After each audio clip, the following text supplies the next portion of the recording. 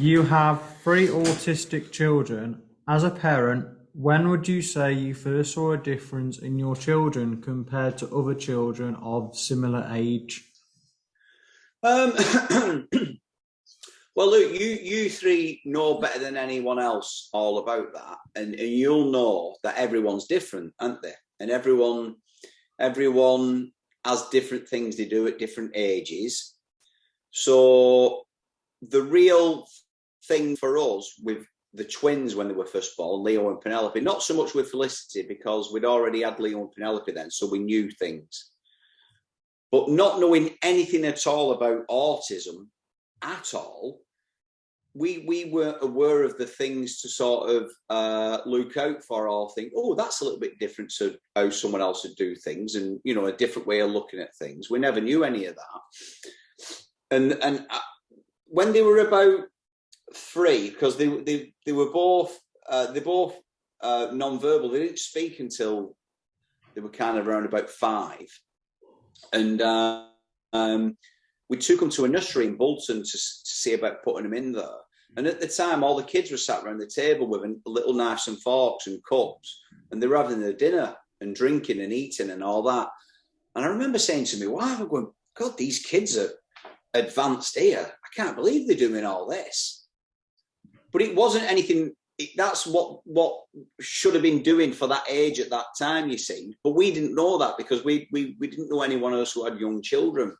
So that was like, oh, well, why are our children not doing that like that? So that was the first thing where we started thinking about stuff. And then little things happen. And like you say, with the speech, it didn't come on as quickly as it would have done with another child. So that's how we sort of come to notice the development wasn't the same as other children at their age. And then obviously we went and we had we seen a pediatrician, and they went in and they assessed everything, and we got the diagnosis. And then as soon as we got that diagnosis, it was the best thing ever for us because we understood it then and we knew what was going on. So we were even though it's a bit of one of them moments you go, oh God, right, okay, God, I've never heard of this autism, and I've never heard of anything about it apart from what I've seen on films, which is most of the time complete nonsense. So we had to learn a lot about it and find out more about it and understand how our children, what makes them happy, what doesn't make them happy. And now, you know, they're absolutely flying at school. They're doing, you know, Penelope's the top of her class with her results. Leo's doing amazing. You know, the speech is really good. You know, all the stuff, and we were talking before about the little Nintendo lights and all the gaming stuff they have. They can play it. They understand it. If I pick up any of them gaming systems now, I struggle turning them on. Never mind playing them. You know, so they're learning me stuff as well now, and even with stuff they look at on YouTube and what have you. But I love it. I love having 3 children with autism because they teach me so much about the world that I wouldn't necessarily see. I wouldn't understand it the way they do. And I love seeing their point of view on things. And I love understanding it more. And also as well, I kind of think if everyone on earth was autistic, the world, we wouldn't have problems. We wouldn't have wars and all this carry on, and you know, and everyone arguing all the time and not getting along with each other. The world would be definitely a better place. So I consider myself very lucky having 3 children with autism and being around them all the time because they make me better as well in my everyday life. Can I ask you 2 a question while I've got you? Is that okay? Sure. So hang on, let me get a little drink of my coffee. So with your autism, did your mums and dads tell you that at a certain age, or were you aware of it yourselves, or how did it come about? I'll answer it first. So basically, from my childhood, I always felt like I was different, especially because a lot of problem throughout my childhood with my autism. I used to have really big anger issues, but it's kind of like decreased, but it used to be worse in my childhood because I didn't know how to control my anger, and I used to get like very agitated, especially with maths, because maths has been like my weak point all my life. I still struggle to this day, and I try to revise as possible. But I got told that I was on the autistic spectrum later in my childhood, so I always get the year wrong, but I didn't find out until like late primary school. Right. Maybe like year 5 or 6. Like I didn't know. So then, yeah, my parents ended up telling me, but I found out late, so I didn't realise I was autistic. And when you found out, was it like, oh, well, at least where you used to get angry at things, like you say with maths, did you kind of think, oh, well, thank the Lord, now I know why I'm getting angry, and it helped you to deal with that better?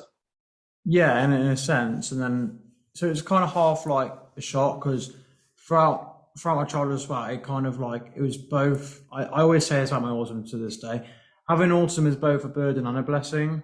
Because like, because I used to have like lots of problems in my childhood to do with also other pupils, because some of them were like bullies, and then it was really hard for me in my childhood because I at some point, which I regret doing, I actually became a bully for a short time because how people acted was kind of narcissistic. So like sometimes I didn't want to do it, and then they kept on forcing me to do things, and no matter what I did, there was always consequences. So it really affected my mental health, and and then that's why I've always got used to kind of actually appreciating I had autism over the years, really.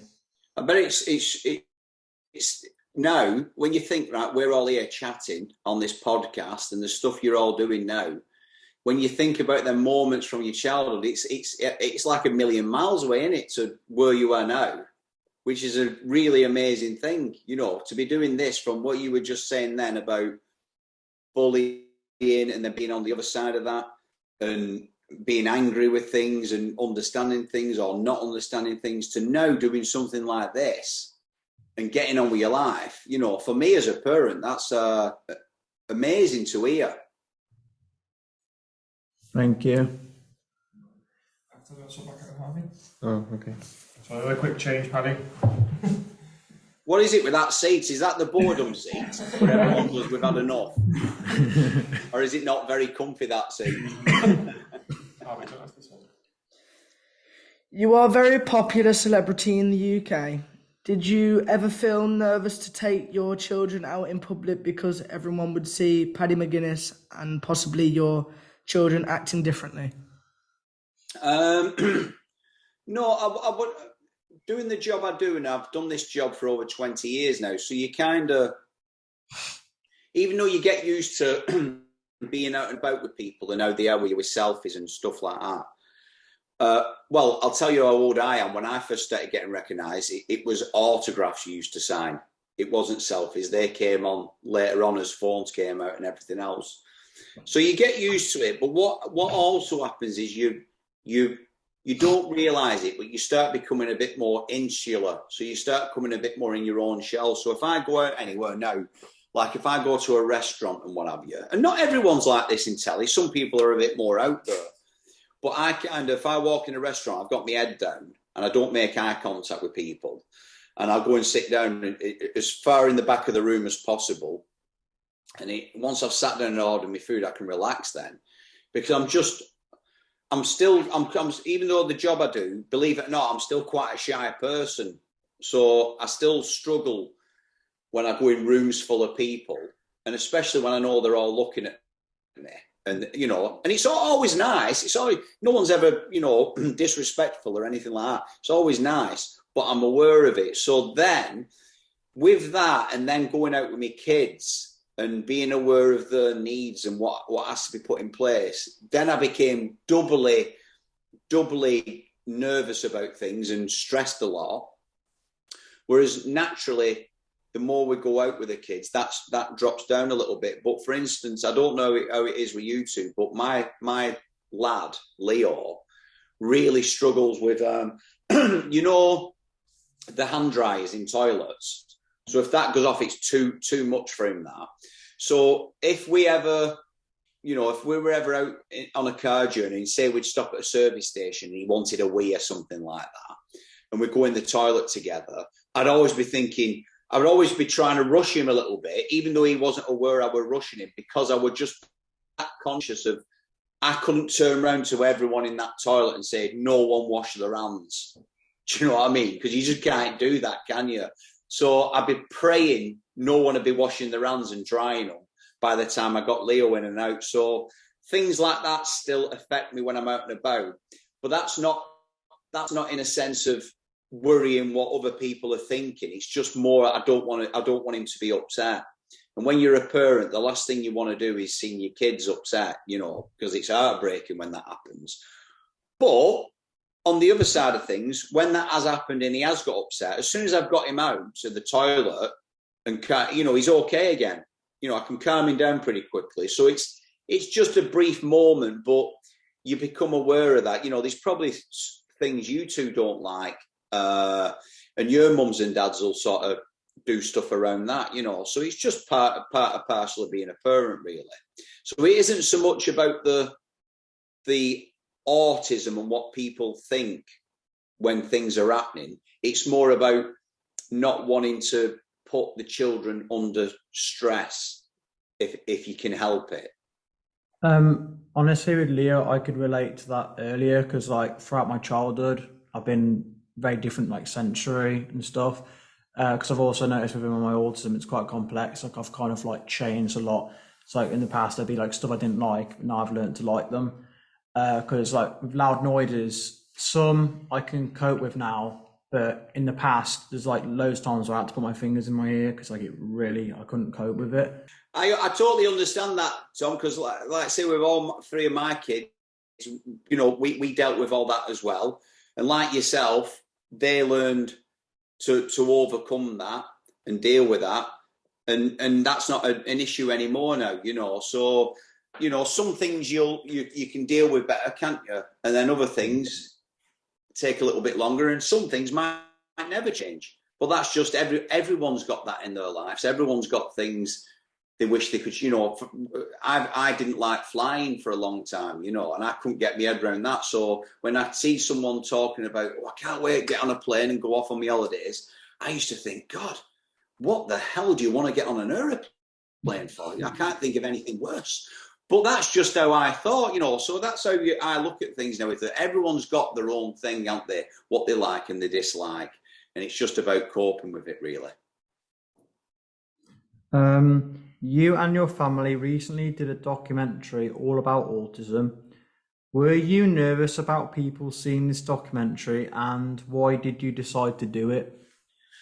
Well, I wasn't nervous about people seeing the documentary because things like even us now chatting, you've just been chatting about some stuff from your childhood there, and people listening to this, mainly mums and dads, might add, will learn a lot from that. So for me, it wasn't so much about the worry of it going on and what people think. It was more about doing that documentary was kind of, my kids didn't have a say in whether they wanted to do it or not. So it took about 4 years to make, and I was always aware of my children being in it. So how we did it in the end is, because I think it's important to sort of see the kids at home and see them playing and all the rest of it. So again, people don't think, oh, what is autism? Is it some weird and wonderful thing we don't know about, and what goes on behind closed doors? It's just a normal family. We just do things a little bit different to other people. Our meal times might not be the same as another person, but we still do meal times. So we did it in a way where you could sort of see the children, but you couldn't see the face. And that's how we came to do it. But what's with us as parents, again, like I was saying about what you spoke about with your childhood, that's great to hear for someone like me, because we're always learning stuff, and it's always good to get help about things or ask people about things. So by that, doing the documentary, we learned a lot of stuff as well, and we got help with things. People watching it got help. And also as well, sometimes you can feel as though there's only you in that situation.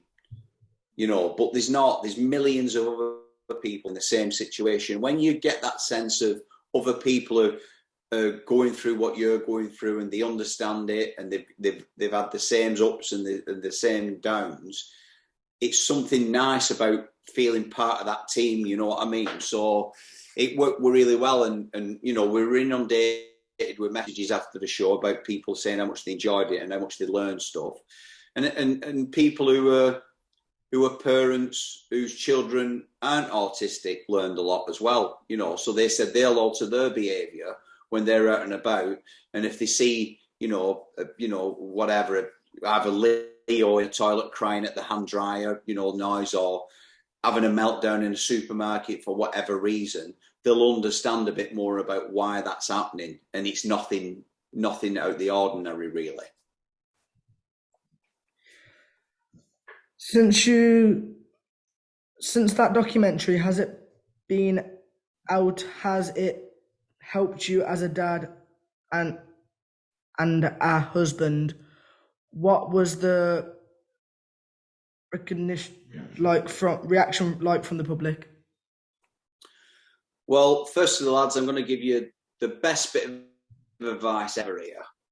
As men, and we're all just men here having a chat, nothing ever helps you being an husband. Right?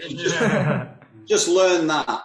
Just learn to accept you're going to get a lot of things wrong, and you're going to be told you're getting a lot of things wrong. And once you can get your head around that, you're happy. So that's the husband side of things sorted out. Just say yes to lots of things, and you'll have an easy life. But yeah, like I was saying before, it definitely helped me. It helped me as a dad, you know, because I met other people as well. Like, for instance, I went up to a school and met a young lad called Jack, who's autistic. And, you know, speaking to Jack about his mum and dad telling him what he thought, how he thinks about things in his school life, seeing him at school with other pupils and how he interacts and what have you. Because my oldest kids, Leo and Penelope, are only 8. So when I speak to teenagers with autism and everything else, and they tell me a bit more about their life and what they do now and what they want to do going forward and what they want to do as a career or at home, or, you know, meeting a partner, or all these things, it's great for me, because I'm thinking, oh, wow, I'm looking forward to all that and seeing all that for Leo and Penelope and Felicity when she gets older as well. One more quick swap. Oh, How happy today? Tom, your turn. There you go. Oh, I hope, Tom, you're gone now.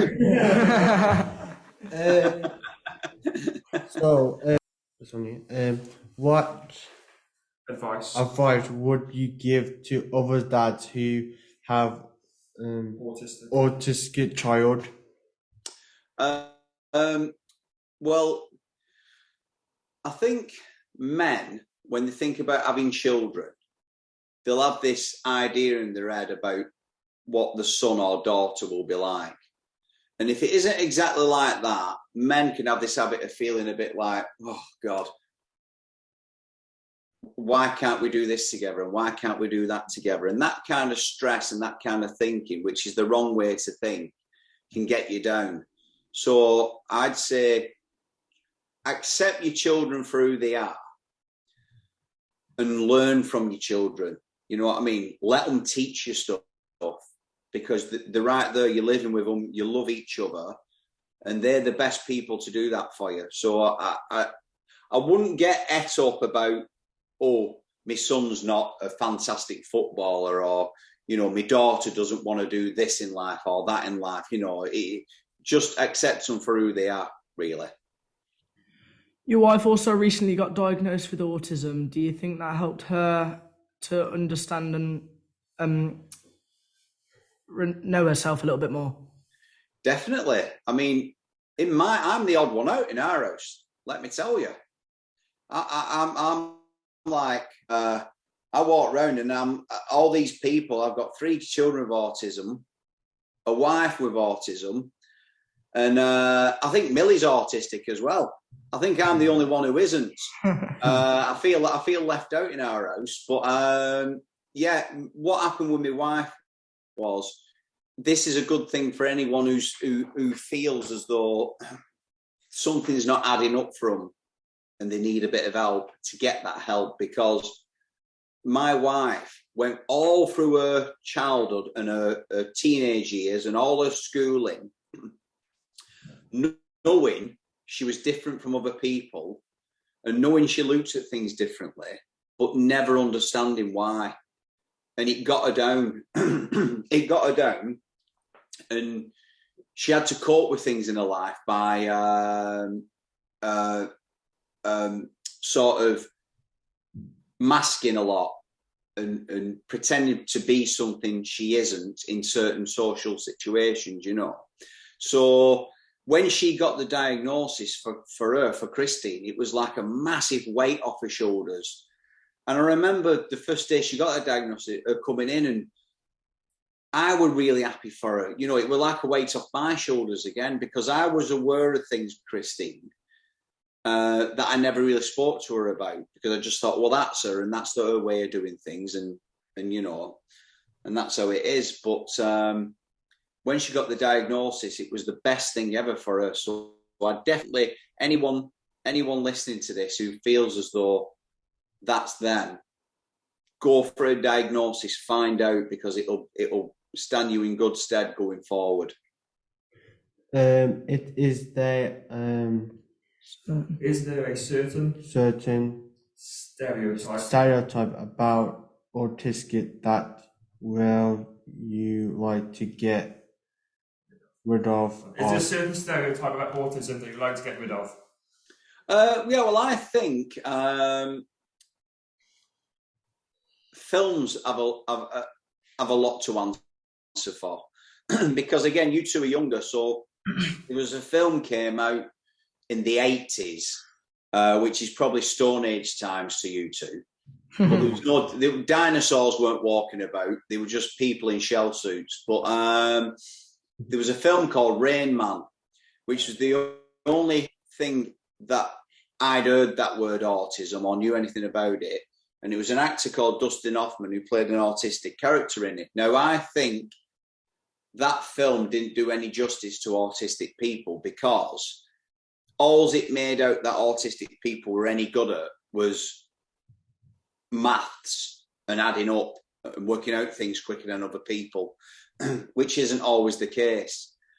You know, there's a massive, massive scope of things that people with autism can do in life, whether it's in the personal life or the working life.